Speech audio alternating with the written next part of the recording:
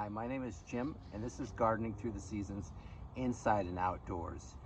Right now, it's late March here in Western Oregon, and I'm going to be feasting on kale. A lot of people say kale's icky, they don't like kale, they don't like the taste, but I wonder if their opinion would change if they actually tried kale when it's in proper season. And that is in early spring, after it has overwintered.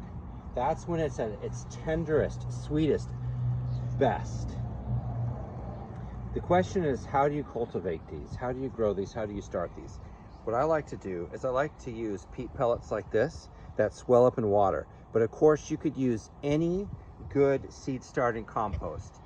You grow them a lot like cabbage or broccoli, and they're actually easier to grow than cabbage and broccoli, in fact. So I start them inside in April.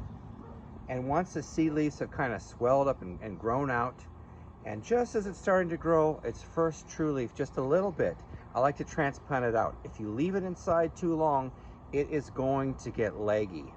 So when I transplant it out, I put them about 18 inches apart.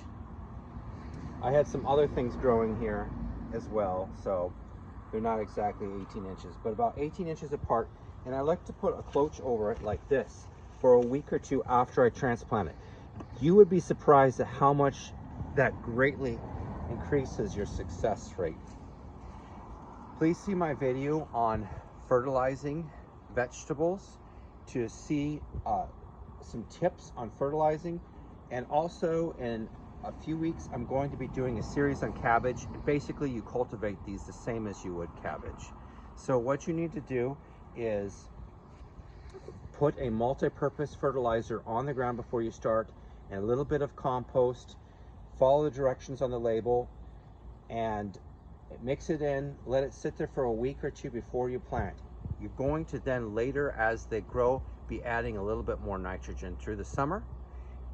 You'll let them sit outside during the winter, and they'll get a little bit icky, but they'll revive during the spring as long as the temperatures where you live don't get much below the mid-teens or so. And then you can start enjoying them. Like my videos, let me know if you have any questions, and we'll see you next time.